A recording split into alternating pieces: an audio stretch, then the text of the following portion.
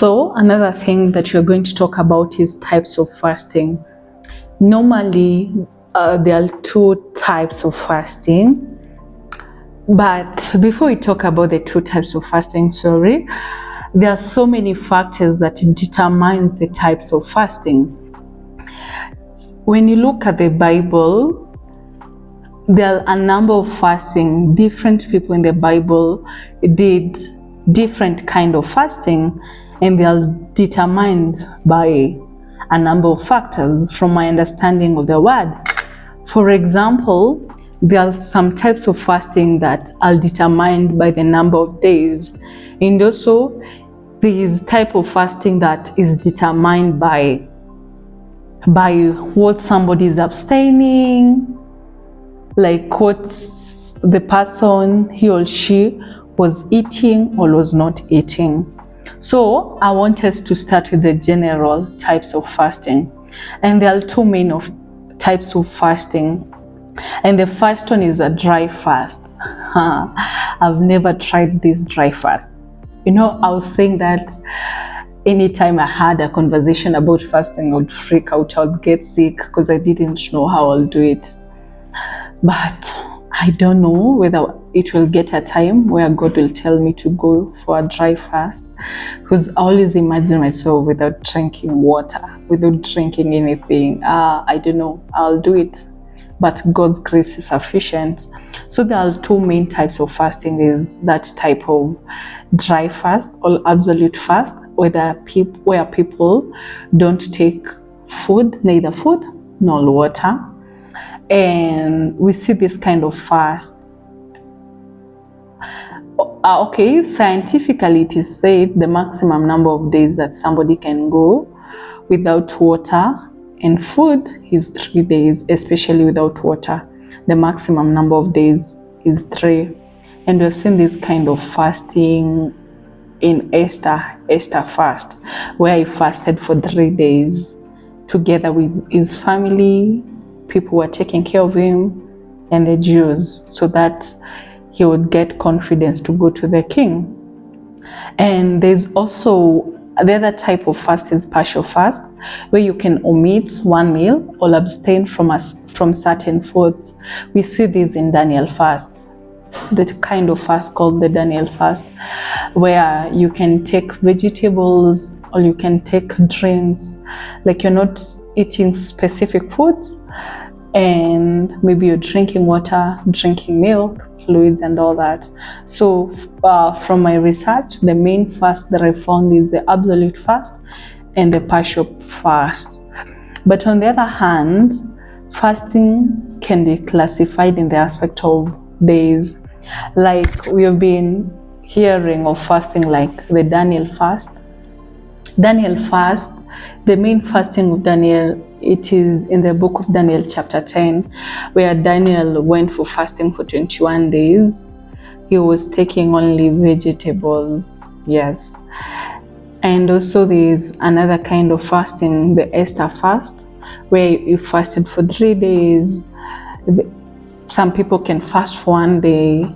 Some people can fast for 7 days. I didn't find anywhere in the Bible, maybe I never did thorough research, where somebody fasted for 7 days. There is also a fasting for 40 days, where people fast for 40 days. Like example of 40 days fasting is Jesus, Moses, Elijah. And lastly, there's this type of fast called corporate fast, where a group of people can fast together. They can pray and fast together. But personally, this is my perspective about fasting, the kind of fasting. There's no specific fasting or instruction that has been given in the Bible that this is the kind of fast, that these are the number of days that people should fast. The only thing that I've seen the Bible giving or talking about is how we should fast, and that is Isaiah chapter 58, where God was asking the Israelites, is this not the kind of fast that I've chosen? Fast to break yoke and stronghold and all that.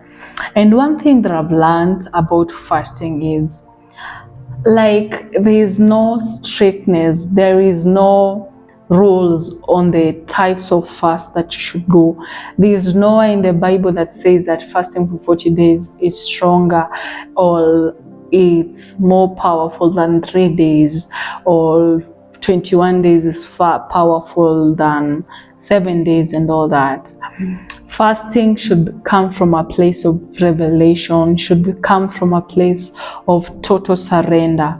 One thing that God has been teaching me in this season, just like salvation is a personal relationship with God, the same case applies to fasting. Fasting is something that is so personal. It's something that is so dear. It's something that comes from a relationship with the Father, where God instructs you, daughter, son, I want you to fast for these number of days. Because the reason I'm talking about this is we are so much obsessed about days, and this is what end up making us self-righteous, end up making us feeling that we are better than other people. I fast for longer days than other people. I do dry fast and others don't do dry fast, so I'm better than other people. So one thing that God has been teaching me, that there is no specific fasting that we have been instructed to follow. There are no rules or instruction that you must do Daniel fast for you to do to get power. But you can fast, you can go for Daniel fast with the revelation, depending on from what Daniel experienced. You can choose that kind of fast with a conviction. For example, if you're in a season that Esther and the Jews were, you can choose that kind of a fast. But it shouldn't bother us that we are trying to do longer days, we are trying to be hard on ourselves. I must do dry fasting and all that. They are all important, because the Bible has an overview of different kinds of fasts that were done by different people in different times for different reasons. So whenever we want to fast, we need to go to the Word and ask ourselves, why did Daniel fast for 21 days? Why did Esther fast for 3 days? I want to go to fast for 40 days. What do I want from these 40 days? And this is what gives us the revelation. Because friends, the power that works in you, that works on you, comes from the revelation that you have.